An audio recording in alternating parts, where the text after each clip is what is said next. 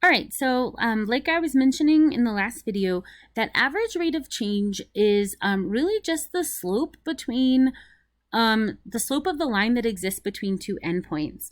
So most of the functions we work with in calculus are not only nonlinear, but we could also just say they're kind of yucky, like super mathematic term there. So like any function that I have, if I want to find the average rate of change between points A and let's say point B, really what I'm finding is the slope of this line segment. Ooh, pretend that's straight. The slope of the line segment that connects points A to B. And if this function's name is f, then like this y value would be f of A, and then this lower y value would be f of B. So when we look at average rate of change, that's really just like y2 minus y1 over x2 minus x1. And I know you spent a lot of time doing that in Algebra 2 as well. All right, so in this next example, find the average rate of change of f on the interval 1/3 to 1.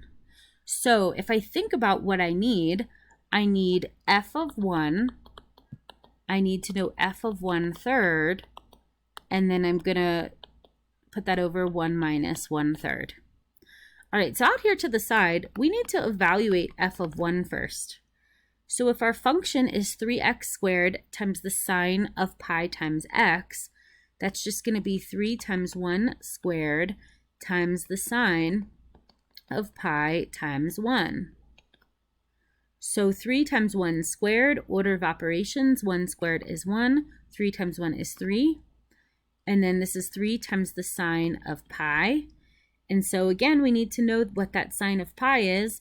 I always do a little sketch of my unit circle. Pi's over here, and the sine value is the y value, so the sine of pi is 0. So 3 times 0 is 0. All right, so f of 1 equals 0. We also need f of 1/3. So that's going to be 3 times 1/3 squared times the sine of pi times 1/3. All right, well, 1/3 squared is just 1/9. So 3 times 1/9 is 3/9. We could simplify that in a second. The sine of pi times 1/3 is the sine of pi over 3. So I get 1/3 times the sine of pi over 3. And I know if here's my 1 pi over 6, my 2 pi over 6 is right here. So that's my pi over 3. And then if I think about it, that ordered pair is 1/2 comma root 3 over 2. And the sine value is the root 3 over 2. So we get 1/3 times the square root of 3 over 2. And that's just root 3 over 6. All right, so finding this average rate of change, so f of 1 we said is 0. F of 1/3 is root 3 over 6. And then our denominator is 1 minus 1/3, which hopefully in our heads we just know is 2/3, because that's like 3/3 minus 1/3. All right, so we get negative root 3 over 6 divided by 2/3. And we could like copy dot flip or whatever they teach you in middle school to do when we're dividing by fractions. But like another way of dealing with this is I could multiply the top and the bottom by 6 just to like make this easier to work with. So like right now we have a negative root 3 over 6 divided by 2/3. And the reason it would be helpful to multiply by 6 is that that will clear both of these denominators. So 6 times 6 is just 1, leaving negative root 3 on top. 6 divided by 3 is a 2. So if I multiply this by 6, it's like 12 divided by 3. So I could cancel this out and turn that into a 2. And so now I would have, I'm just writing way off the page, negative root 3 over 4. So that's one way to do it. Some people like that way better. The other thing we could have done here, when we got to negative root 3 over 6 divided by 2/3, is we could change this to multiplication. So negative root 3 over 6 times 3 halves. So multiplying by the reciprocal, aka the multiplicative inverse of 2/3. And if we do that, we would have like negative 3 root 3 over 12. And then I could factor out a 3 from the top and the bottom. Regardless, I should get negative root 3 over 4. All right, so that's our average rate of change for that problem. So much fun. All right, the next one, find the average rate of change of g of x on the interval from 0 to e squared. Well, same thing here. We're just looking for g of e squared minus g of 0 over e squared minus 0. All right, so g of e squared, I do need to know that e is about 2.7 and some change. So e squared is going to be more than 2 because it's 2.7 and some change squared. So when I evaluate g of e squared, I need to use the bottom piece of my piecewise function. So g of e squared is the natural log of e squared, which we need to know is 2. G of 0, on the other hand, I'm going to use the top part of the piecewise since 0 is less than or equal to negative or to positive 2, and that's just going to be e to the 0 power, and any number to the 0 power is 1. So when I plug this in for my average rate of change, we weren't given a ton of space here, and I guess I also used some of it already. That's going to be g of 2, which is, or sorry, g of e squared, which is 2, minus g of 0, which is 1, over e squared minus 0, which is just e squared. So we get 1 over e squared. You are not ever expected to multiply out e times e. Just leave it 1 over e squared. That is a perfectly acceptable number. Don't use a calculator because we will not be using a calculator like at all first semester. All right, we're going to talk about the intermediate value theorem, and I'm going to just keep going in this video, but I know I'm going to run out of time. First of all, this is like one of the most important things we do in all of calculus. It will come up all the time. So if you want to put like a sticky note on this page where the IVT is, just know that this is a really big deal. And something that we used to emphasize in geometry, but we don't anymore, is this idea of a hypothesis and a conclusion. And I'm going to kind of write this out to the side. All right, when we have an if-then statement, all the junk that comes after the word if is called the hypothesis.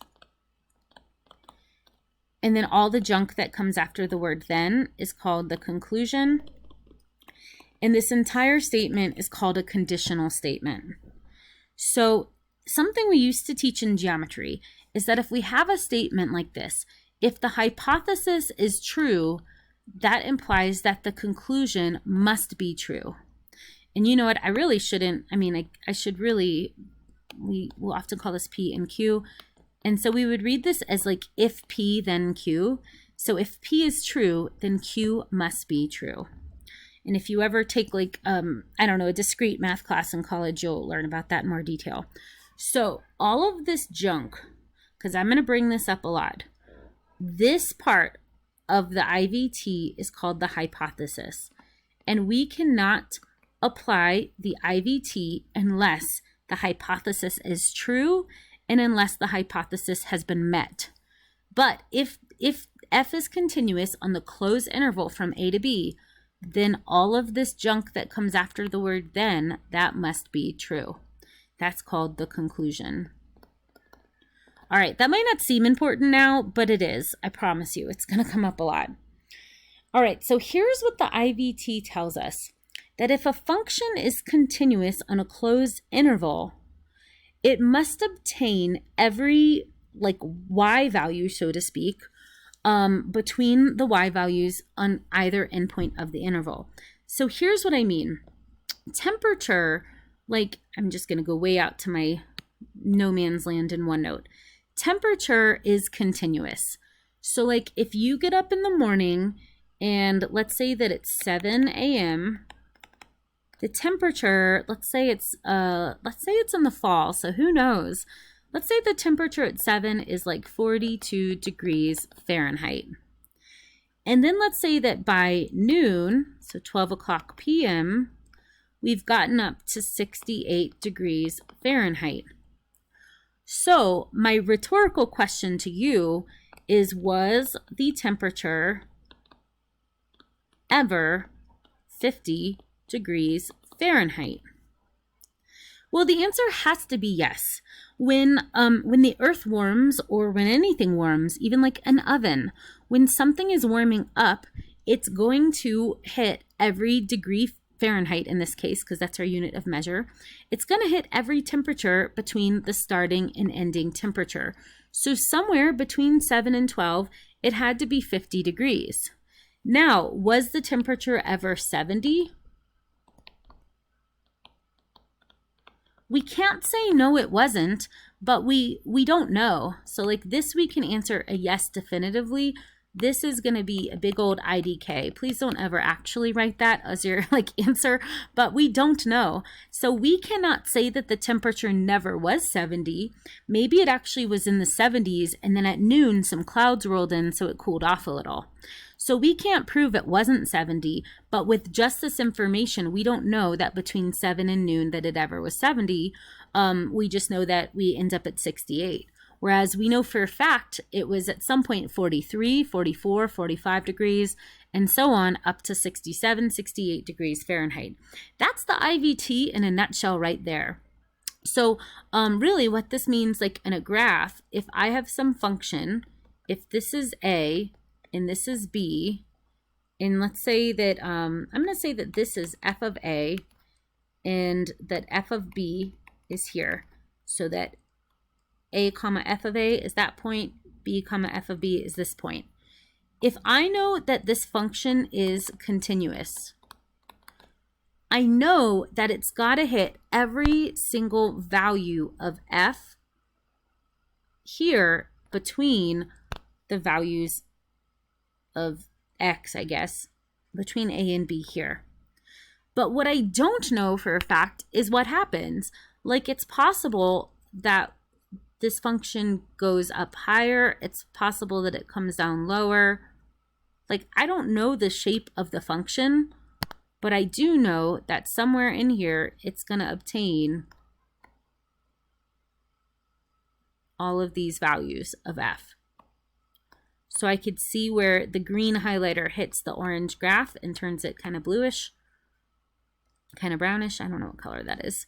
That's the part, like, I can tell that all of those values of f get hit, even though in the graph I sketched arbitrarily some other values of f get hit. Okay, so coming back to this page, I know I'm going to have to go into the next video. How about this? Let me just start a new video so that I don't get cut off in the middle of an example. We're going to apply the IVT to these last examples, and then we're going to be done with this first unit.